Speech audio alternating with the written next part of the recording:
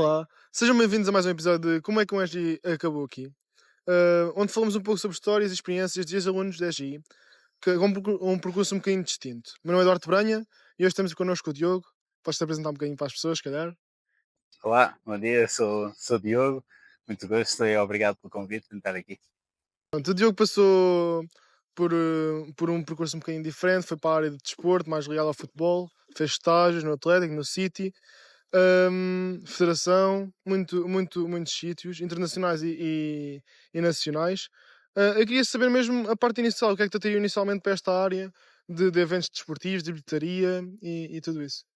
Sim, ah, cada vez mais gerir um evento esportivo, trabalhar num clube de futebol é como uma empresa, ok? Os eventos têm que ter sucesso, não só em termos de comunicação, de promoção, mas também em termos financeiros, e é isso que nós aprendemos também durante o curso, é como otimizar, é rentabilizar, é E dá para perceber que o SGI consegue estar em qualquer lado e isto sim. numa empresa então é sempre para otimizar os Um eventos. colega meu dizia, um colega meu de radiologia sempre dizia na brincadeira é engenharia de tudo e de nada. Exato, Aprendemos. exato. E já falei aqui que ele esteve no Atlético e no Manchester City a estudar. Eu queria mesmo saber como é que surgiram essas oportunidades, e que impacto é que teve em ti, esses estágios. Sim, foi estar no sítio certo, à hora certa e conhecer as pessoas certas e no fundo também expor um bocadinho às situações. Estes estágios não surgiram de forma espontânea, de género enviar um currículo, não foi nada disso, foi no seguimento de cursos complementares ligados ao futebol, ao desporto, à gestão do desporto profissional, que eu me expus, tais como a pós-graduação da FIFA, tais como um curso ligado à gestão do futebol profissional aqui em Portugal, onde depois comecei a conhecer pessoas que conheciam alguém, ou por exemplo, do City foi através de. Eu estava num curso em que era dos poucos que falava inglês e havia um jogador que estava no fão a estagiar ou a treinar ou qualquer coisa assim, e esse jogador era filho do diretor da academia de City e como eu era o ponto de contacto com o jogador e com a equipa, ah, surgiu a oportunidade de depois ir para o City, dadas as boas relações, mas foi um bocadinho sorte no meio deste caos que é a vida. Esses cursos complementares são fáceis de ter acesso ou é complicado? Qualquer pessoa pode fazer, certo? Sim, sim, existem na altura, há 10, 15 anos atrás, eram poucos no mercado, ok? Em Portugal havia um, dois máximo, fora de Portugal havia a pós-graduação e a mestrado da FIFA. Pá, isso é como tudo, depois também tens que um bocadinho procurar e depois também investir. Olhar para estas formações complementares não como um custo, mas como um investimento, como depois vais rentabilizar no médio e longo prazo. E desde o início tiveste também contacto com grandes eventos mesmo, como a Liga Europa e o Euro. Eu queria saber como é que foi lidar logo com isso desde o início, essas dimensões, se foi muita pressão, não? Não, olha, o Euro expus-me mais uma vez, com aquelas formações. hum, eu formei-me, voltando aqui um bocadinho a fita atrás, terminei a EGI em 2009, trabalhei durante 2 anos em engenharia pura, aquilo que nós fomos um bocadinho formatados, seja a consultoria, seja a indústria, seja a banca, banca menos, mas também. hum, e após 2 anos a trabalhar como engenheiro, eu decidi ir atrás do meu sonho. O meu sonho sempre foi trabalhar no futebol, no desporto profissional, e aplicar os princípios da engenharia para transpor para a área do desporto. O que é que eu me apercebi? Que tinha um sonho, que tinha uma paixão, mas que faltavam umas competências. E as competências onde é que tu as adquires? É no terreno. Como é que tu adquires as competências no terreno? É expondo-te a situações. Como é que tu te expões a situações de uma forma rápida? É em eventos curtos e intensos, tais como mundiais e europeus. Reparei que em 2012 iria haver o europeu na Polónia e na Ucrânia e mandei-me como voluntário para a Polónia, ou melhor, enviei para a UEFA, fui selecionado para a Polónia, para a cidade de Poznan, e atendendo à nossa formação académica e, e à experiência de 2 anos em engenharia a gerir equipas, ok? Hum, Fui contratado, eu expus-me como voluntário, mas depois, atendendo ao meu percurso, eles contrataram-me como coordenador dos voluntários. O que quer dizer que eu tive que ir para a Polónia cerca de 20 dias antes de todos os outros voluntários. O que é que isto me permitiu? Estar lá durante esses 20 dias a ser exposto a áreas funcionais e transversais sobre um mega evento desportivo, tais como segurança, acreditação, bilhética, eh, a parte de jogo mesmo, de relevado. Recordo-me de termos que enrolar tapetes de relva e depois voltar a desenrolar os novos tapetes de relva, mas também instalar tribunas mídia. Tudo isto dá-te um conhecimento pá, que é brutal sobre o que é um grande evento desportivo. Um, isto é só mais uma lá está. A sorte dá muito trabalho, mas tens que ir atrás dela, tens que te expor às situações para depois começares a obter Sim, claro, temos de os arriscar frutos. também para ter Sim, sim. algum proveito. Mas agora ligando com essa parte de ser coordenador de uma equipa e assim, foi com que idade mesmo? Na altura tinha, ora bem, eh, pai com 25, 26 anos. E como é que foi essa experiência de com 25, 26 anos já estar a coordenar uma equipa e ter essa responsabilidade já mais acrescida? Acha que a GI também ajudou nessa fase e pronto, e o percurso todo? Sim, a GI dá-te as ferramentas, dá-te as competências, dá-te os ensinamentos que depois, teóricos, ok? Académicos, ok? Tu depois vais aplicá-los no campo, no terreno de jogo, quer dizer, na vida, na indústria, no que quer que seja. Inegavelmente que os meus 2 anos de experiência a trabalhar como EGI puro na indústria, a liderar uma equipa pai, de 20 pessoas, me deu também essa bagagem que a vida académica ou na academia não aprendes, não é? Só aprendes depois quando sais da universidade, não é? Na prática. Por isso, sim, está tudo um bocadinho correlacionado, não é? A experiência, tu sabes o que é que estás a falar, como é que tu otimizas tempo, como é que tu otimizas recursos, e depois tens a experiência de estar a liderar com pessoas, não é? Diferentes pessoas, com diferentes personalidades, com diferentes desafios, pá, tudo isso te ajuda e sem dúvida que foi o que me permitiu catapultar, sim. E muita gente fala, estava agora a falar nas personalidades e nas diferentes pessoas, muita gente fala que é muito difícil também ligar isso. Às vezes nós temos uma ideia, mas as pessoas depois sentem-se resistentes a mudar. Eu queria saber se foi fácil inovar, se tinha liberdade, se as pessoas eram fáceis de acreditar nas ideias que tinha para mudar. Tu, acima de tudo, tens que conhecer o processo, onde quer que antes tens que conhecer o processo, ok? Tens que ser humilde o suficiente para querer aprender com as pessoas que já lá estão, seja há meia dúzia de dias, seja há muitos anos, tens que querer absorver o máximo dessas pessoas. Ouvir muito, falar pouco, aprender, tomar muitas notas. Depois tens que olhar para os processos que estão eh, vigentes nesse local e tens que ver, ok, onde é que eu posso acrescentar valor, ok?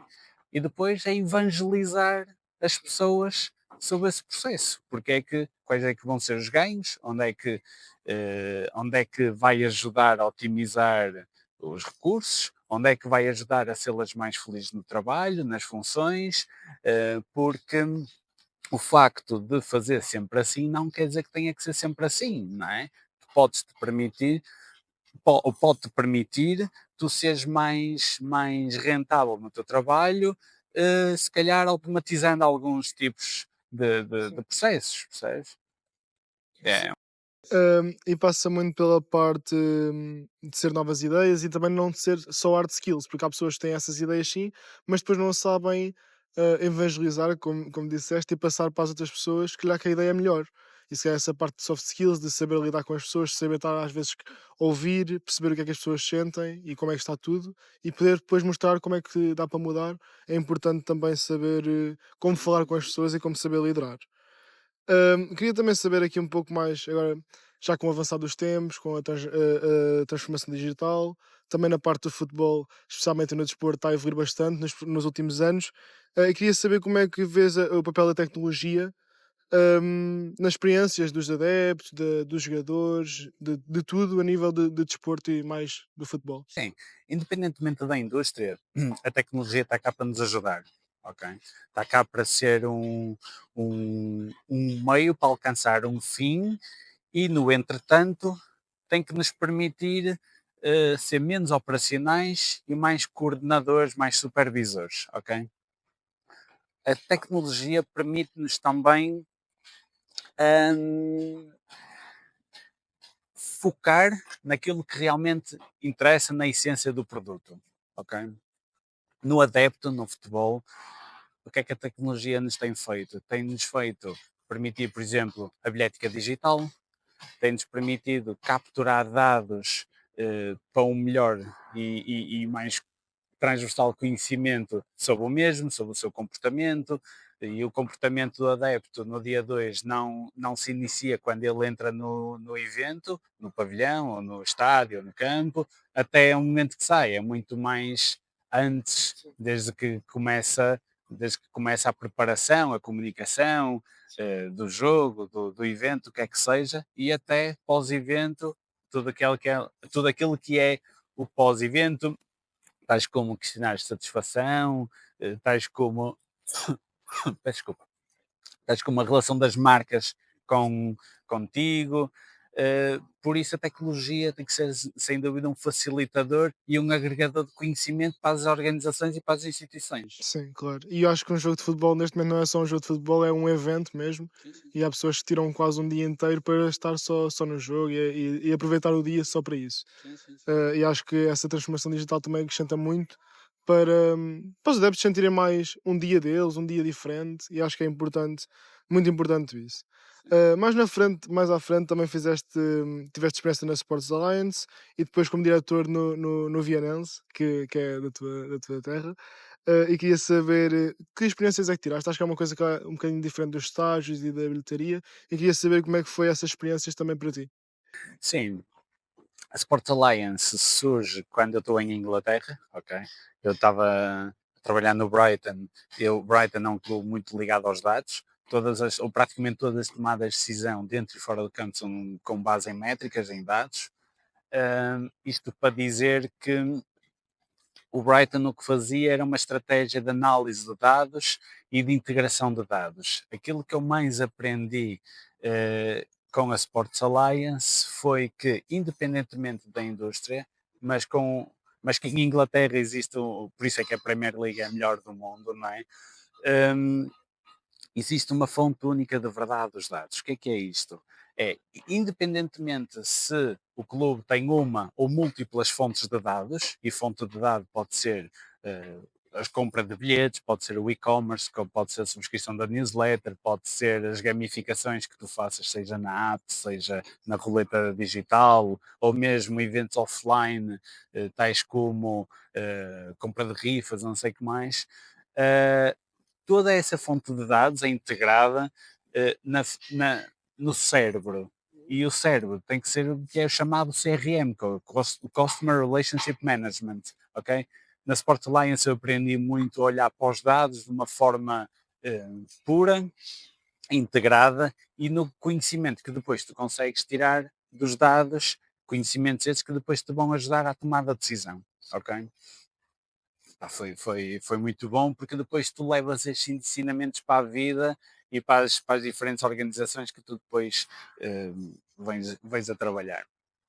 Com o Vianense, sendo eu de Viana do Castelo e sócio há 25 anos do Vianense, cresci na rua Sport Clube Vianense, sempre vivi muito ali o clube.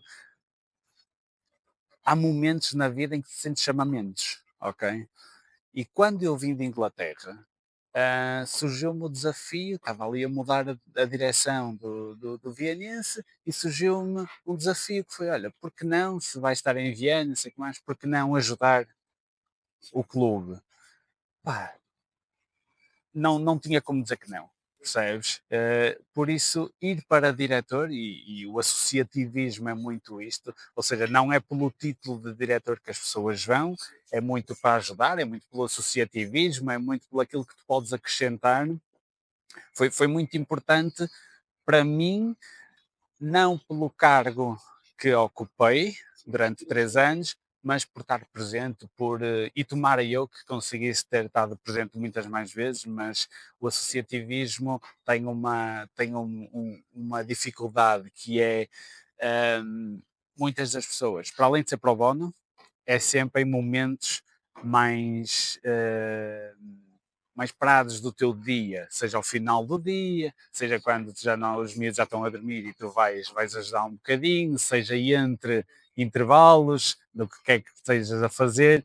E o associativismo foi muito importante para mim, para perceber como é que funcionam essas coletividades locais, que nada mais são do que o motor da economia, ou melhor, são o motor da comunidade local, percebes? E o associativismo para mim foi importante porque, lá está, foi um chamamento. E há chamamentos que tu não tens como dizer que não. Sim, claro, foi mais para ajudar o clube e a terra do que para Foi, ajudar também a foi, tua foi, carreira, foi. sim. Gostaria de ter continuado e um dia voltarei, quem sabe, quando a vida profissional também e familiar também acalmar aqui um bocadinho, porque agora está numa evolução.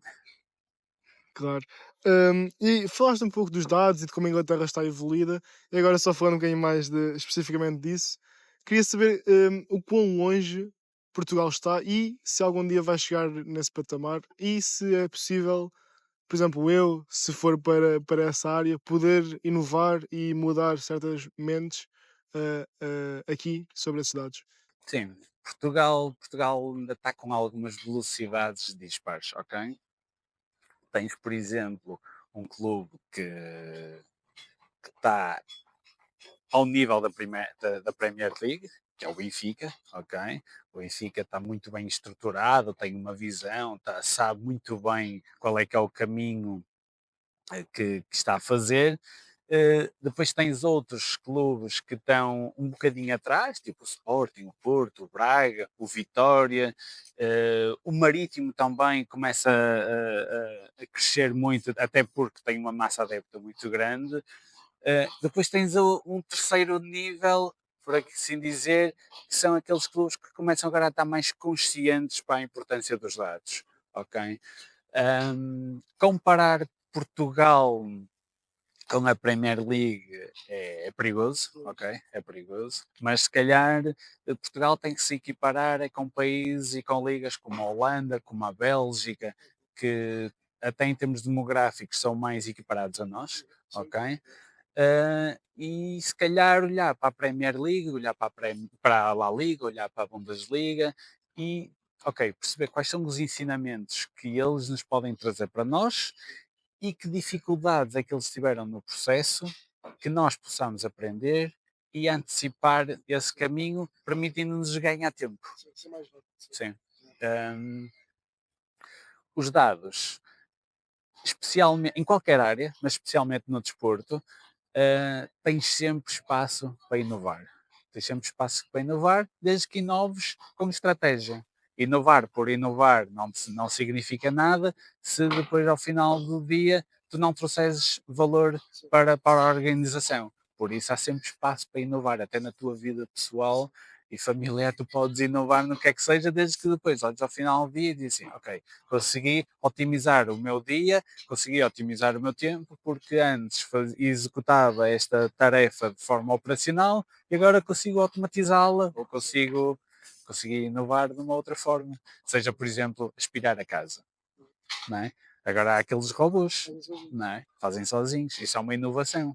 Permite inovar. Se tu inovares na tua vida pessoal, se calhar o tempo que tu estavas a aspirar a casa, já podes, se calhar, preparar, cozinhar para o resto da semana, para o resto dos dias. Ou seja, estás a otimizar o teu tempo. Sim, e acho que então a Liga Portuguesa devia olhar para a Premier League mais com olhos de eles foram os pioneiros e agora se calhar nós podemos fazer algumas coisas e não cometer os mesmos erros que eles. E temos feito isso, aliás, nós na Liga Portugal, e eu não mencionei que pronto, o meu percurso desde aí agora trouxe-me para a Liga. em onde sou responsável na área da bilhética, nós na Liga temos uma parceria com a La Liga e com esta parceria nós procuramos muito beber dos ensinamentos que eles têm para nós, assim como eles também têm algo a aprender connosco. Mas isto lá está, crescemos sempre em conjunto. E agora falaste um pouco mais sobre a tua situação atual, da bilheteria, da Liga Portugal. Queria saber a evolução e como é que vai ser os próximos anos, se é que consegues saber isso, dos adeptos e como é que vai evoluir essa parte da bilheteria, do futebol em Portugal, internacional, tudo isso. Sim. A área da bilhética, como qualquer outra área, está-se a inovar a cada dia que passa. O que é que nós sabemos? O que é que nós sabemos ao dia de hoje? Que o comportamento do adepto está cada vez mais exigente, ok? A indústria do desporto está a competir com indústrias alternativas, tais como cinema, teatro, Netflix, o HBO, ok? É difícil num dia de frio ou numa noite de chuvosa que o adepto saia de casa do conforto para ir apoiar a equipa local ou para fazer uns 100 número de quilómetros para ir ver a equipa jogar onde quer que seja. O que é que o desporto tem que fazer? Tem que se adaptar às novas tendências, tem que cada vez mais comunicar de forma individualizada, segmentada, consoante o que a pessoa quer receber. Tem que haver cada vez mais um cruzamento de informações de bancos de dados, seja de marcas, seja da bilhética, seja do e-commerce, e para dois adeptos distintos que apoiam o mesmo clube, mas um está a 10 km do estádio e outro está a 100 km do estádio, a mesma marca pode ativar de formas distintas. Por exemplo, vou dar aqui um exemplo clássico que é o da Uber. A 2 horas do jogo, a Uber pode enviar uma notificação por e-mail ou para a app a dizer assim: Duarte, chama o teu Uber porque faltam 2 horas para o jogo. E a mim pode-me enviar uma notificação através da Uber Eats a dizer assim: Diogo, encomenda já a tua equipa, peço desculpa, a tua comida favorita para poderes usufruir do jogo no conforto da tua casa. A mesma marca, duas comunicações personalizadas e segmentadas para públicos distintos. E cada vez mais é isso o grande desafio. É, temos que comunicar de forma individual para o nosso público, mas de forma massiva. Tudo isto com base na tecnologia, do digital, dos dados. Aí essa inovação está a ser mesmo bastante importante e estou a ver que o futuro também vai ser muito risonho, e espero que sim, nesse nível. Queria também agora saber um pouco mais que conselho é que darias a uma pessoa que quer sair fora da caixa e está a tirar a agir neste momento, mas que não quer seguir o percurso normal de ser consultor, de logística e se calhar de ir um pouco mais para fora, seja desporto, seja outras áreas. Acima de tudo, tens que perceber qual é que é o teu sonho, ok? Depois, dentro do teu sonho, tens que perceber o que é que controlas e o que é que não controlas. Focar-te naquilo que controlas, escreve, escreve, objetivos SMART, partilha esses objetivos, vê no mercado o que é que a indústria tem que te possa ajudar a atingir esses objetivos e vai atrás. Nunca desistas. Por muito que as pessoas te digam, e repara, eu em 2011, quando desisti da engenharia pura e da arbitragem, porque eu era árbitro, eu estive há 10 anos federado como árbitro de futebol, até 2011. Em 2011 eu disse assim, vou deixar a engenharia, vou deixar a arbitragem e vou seguir o meu sonho. Vou-me formar na área da gestão do desporto profissional, vou atrás do meu sonho. Tu não imaginas a quantidade de pessoas que me disse que eu não ia ser capaz, tanto internos como externos. E internos, tipo, às vezes o teu rol mais próximo, e externos, como pessoas que às vezes opinam só por opinar. Ah, mas tu tens que ser persistente, tens que ir atrás. Porquê? Porque tu confias na estratégia e no caminho que estás a fazer. Só tem mais é que correr bem. Pode demorar um bocadinho mais, pode demorar um bocadinho menos, lá está aquilo que eu falei há pouco no início, a sorte de estar no sítio certo, de te expor às situações, vão acabar por depois te colocar em frente às situações. E quando tu depois estás em frente às situações, pá, depois seja com as tuas hard skills, com as tuas soft skills, tu depois as coisas vão acabar por fluir naturalmente. Por isso não há nada mais que eu possa dizer do que acredita, segue o teu sonho, define uma estratégia e vai atrás. E que competências é que já falaste muito durante este episódio sobre as competências que tu até na própria gestão, de coordenação, do EGI te ajudou, mas queria mesmo que dissesses uma resposta mesmo a sério do que o que é que achas que o curso te ajuda neste momento no dia a dia? Pensamento analítico, ok? Pensamento analítico na ótica dos números, das métricas, ok? E o pensamento crítico na tomada de decisão com base na melhoria contínua, ok? Tens aí, não sei se ainda existe a cadeira de IO, de investigação operacional, não sei o que mais, pronto, boa sorte com essa e com as outras, especialmente cálculo 3. Já, boa. Mas especialmente analítico, não, peço desculpa, na área das métricas e crítico na tomada de decisão com base na melhoria contínua. E melhoria contínua, lá está, pode ser em processos offline como online, sempre suportados. Dá para tudo. Sim. Está a chegar ao fim do nosso episódio. Adorei mesmo falar contigo. Era uma pessoa que eu estava mesmo curiosa, porque eu gosto muito de futebol, jogo desde os meus 4 anos e sempre tive muita curiosidade em como conseguir ligar o curso com a parte esportiva e adorei saber um pouco mais. E percebi que às vezes é só preciso arriscar, é só preciso saber o que queres, ir atrás disso e depois juntar isso com a sorte. Se calhar se tu não pensasses da maneira como pensas, se calhar não tinhas aproveitado as oportunidades que tinhas e se calhar tinhas um pouco medo de ir. Duarte, eu olho para trás e não me arrependo de nada, percebes? Eu olho para trás, olho para este campus da Universidade de Aveiro e penso assim, pá, o tempo que eu cá tive, aproveitei ao máximo. Desfrutei, tive as minhas diversões, tive os meus momentos de pá, olhar para trás sempre com saudade, mas com a certeza que fizeste tudo aquilo que podias. Acho que não há nada pior do que tu olhares um dia para trás e dizer assim, De ter feito mais, né? podia ter feito mais, podia ter arriscado, tive medo. Ah, uma coisa é diferente, uma coisa é por razões financeiras, ok? Por razões financeiras tens que se calhar tens de expor de uma outra forma, se calhar ajudar a comunidade local, porque não te permite, porque não tens possibilidade de ir para fora, mas existe um sem número de maneiras, só tens é que ter um pensamento crítico e criativo também, e como é que eu vou conseguir chegar de A a B de forma mais eficiente. Ok. Obrigado. Acho que foi um excelente episódio. Obrigado por ter estado cá.